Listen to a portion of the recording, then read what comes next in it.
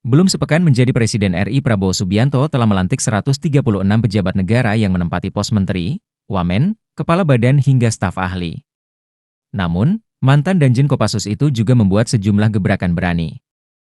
Prabowo membuat kebijakan berani merombak nomenklatur kementerian lembaga, mulai dari rencana mengamputasi tugas haji di bawah kewenangan Kementerian Agama hingga rencana pembentukan superholding BUMN. Secara resmi Prabowo telah mengumumkan ada 48 kementerian di kabinetnya. Jumlah ini membengkak dari era Presiden ke-7 RI Joko Widodo memiliki 34 kementerian di pemerintahannya. Keputusan ini kontroversi dikritik oleh publik. Namun, Prabowo melawan arus dengan dalih bahwa bangsa Indonesia sangat besar sehingga perlu mengakomodir semua kepentingan yang ada di dalamnya. Guna mengakomodir sejumlah kepentingan itu, Ketua Umum Partai Gerindra itu memecah 9 kementerian menjadi 21 kementerian baru di Kabinet Merah Putih. Tak hanya itu, ada juga penambahan kementerian baru yaitu Kementerian Penempatan Migran yang sebelumnya berbentuk Badan Perlindungan Pekerja Migran Indonesia, BP2MI. Selain itu, Prabowo membuat sejumlah badan baru, utusan khusus dan staf ahli presiden. Berikut ini 5 gebrakan berani Prabowo di awal pemerintahan. 1. Mengamputasi tugas penyelenggara haji Kemenag. Presiden RI Prabowo Subianto membuat badan penyelenggara BP Haji, sekaligus melantik Mo Irfan Yusuf sebagai kepalanya.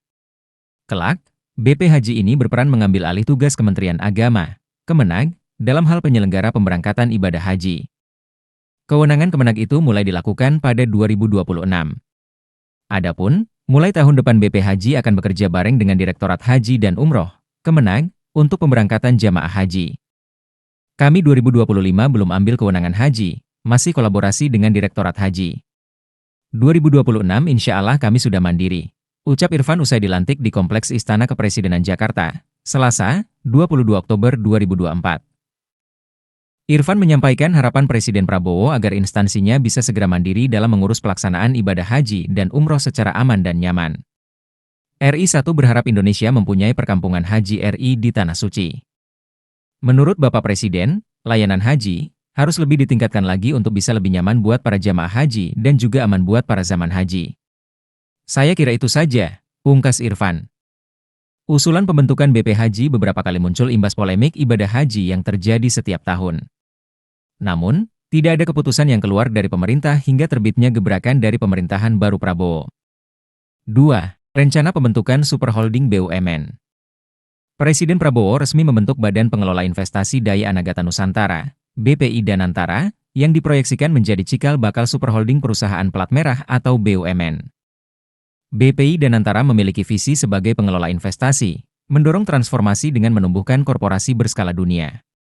Lembaga ini juga akan bertanggung jawab untuk menarik dan mengelola investasi. Bekas Ketua Otoritas Jasa Keuangan, OJK, Mulyaman D. Hada ditunjuk sebagai kepala-kepala BPI Danantara. Dia mengungkapkan bahwa pada tahap awal BPI Danantara bakal membawahi INA. Akan tetapi, pemerintah akan lebih dulu menyiapkan payung hukum terkait langkah tersebut. Kami siapkan dulu undang-undang. Tujuan nanti pengelolaan investasi yang terpencar-pencar itu dikonsolidasikan, dileverage. Ucapnya usai dilantik di Istana Kepresidenan, Jakarta, Selasa, 22 Oktober 2024. Menurutnya, Danantara akan menjadi lembaga khusus yang berada di bawah garis komando Presiden Prabowo dengan salah satu tugasnya adalah mengelola aset-aset pemerintah di tiap kementerian. Dia mengamini bahwa BPI Danantara akan menjadi cikal bakal superholding BUMN yang mirip dengan Temasek dan Khazanah. End state-nya iya, mirip-mirip seperti itu, Temasek. Namun, tentu harus dipersiapkan dengan UU-nya dulu ya, tumbuhnya. Badan baru Danantara mungkin akan mulai menerima limpahan pengelolaan BUMN Blue Chips sebagai cikal bakal menjadi pengelola superholding BUMN, kata Toto Pranoto, Associate Director BUMN Research Group Lembaga Manajemen Fakultas Ekonomi Bisnis Universitas Indonesia. 3. Penggabungan Setkap di bawah Setnek.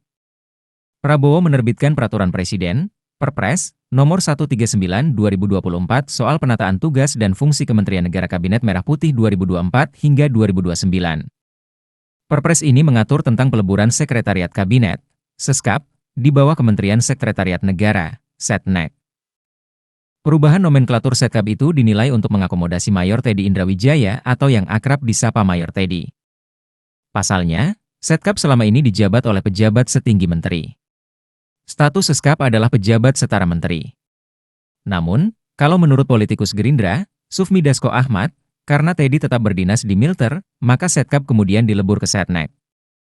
Hal itu sesuai dengan belait yang diatur dalam Perpres nomor 55/2024.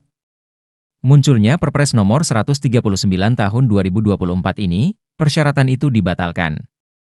1. Dengan peraturan Presiden ini membubarkan Sekretariat Kabinet yang dibentuk berdasarkan Peraturan Presiden nomor 55 tahun 2020 tentang Sekretariat Kabinet, tulis Perpres nomor 138 tahun 2024, pasal 2 ayat 1.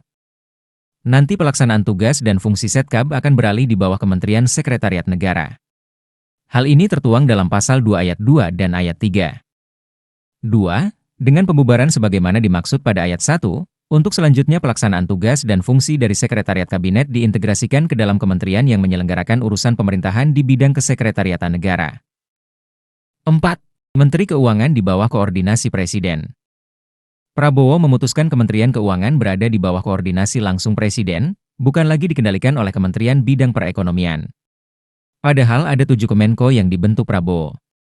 Latar belakangnya itu pasti supaya koordinasi lebih kuat karena langsung di bawah Presiden.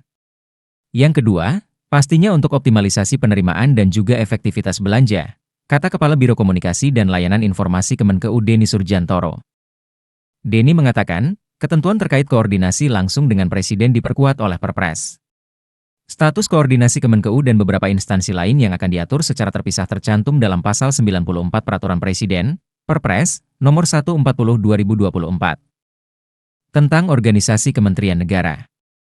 Ketentuan mengenai struktur organisasi Kementerian Luar Negeri, Kementerian Pertahanan, Kementerian Hukum, Kementerian Keuangan, Kementerian Agama, Kementerian Hak Asasi Manusia, dan Kementerian Imigrasi dan Pemasyarakatan yang menyelenggarakan urusan pemerintahan absolut diatur dengan peraturan Presiden tersendiri. Demikian kutipan peraturan tersebut.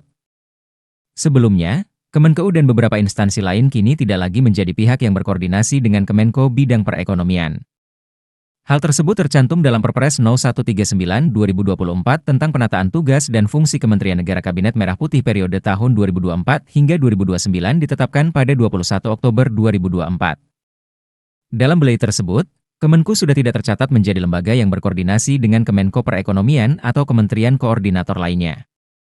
Selain Kemenkeu, lembaga lain yang kini sudah tidak berkoordinasi dengan Kemenko Perekonomian adalah Kementerian Pekerjaan Umum dan Perumahan Rakyat, PUPR, Kementerian Koperasi dan UKM, Kementerian Lingkungan Hidup dan Kehutanan, serta Kementerian Pertanian. 5. Putihkan utang 6 juta petani dan nelayan. Presiden Prabowo Subianto akan melakukan pemutihan utang pada 6 juta petani dan nelayan di bank. Rencana diungkap oleh adik Presiden Prabowo Subianto, Hasim Joyo Hadikusumo. Menurutnya, pemutihan utang itu akan diatur dalam Perpres yang sedang disiapkan oleh Menteri Hukum Supratman Andi Adgas.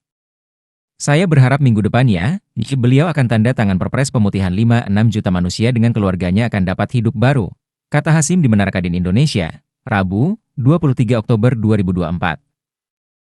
Hasim menuturkan, semua utang tersebut merupakan utang masa lalu, bahkan ada yang sejak masa krisis moneter 1998. Meski penghapusan buku telah dilakukan, tetapi hak tagih dari bank belum dihapus. Akibatnya, banyak nelayan dan petani sulit untuk mengajukan pinjaman ke perbankan lantaran sistem layanan informasi keuangan, SLIK, ditolak oleh Otoritas Jasa Keuangan, OJK. Mau tidak mau, lanjut Hasim, 6 juta nelayan dan petani ini akhirnya beralih ke rentenir dan pinjaman online, pinjol, untuk mendapatkan bantuan pendanaan. Hal ini yang kemudian mendasari rencana Prabowo untuk menerbitkan aturan pemutihan utang bank bagi 6 juta petani dan nelayan. Setelah ada kebijakan itu, Hasim mengatakan bahwa para nelayan dan petani ini berhak untuk mengajukan pinjaman ke perbankan. Tidak akan ditutup seliknya di OJK, ujarnya. Demikian 5 gebrakan berani Presiden baru RI, Prabowo Subianto, semoga terrealisasikan dengan benar.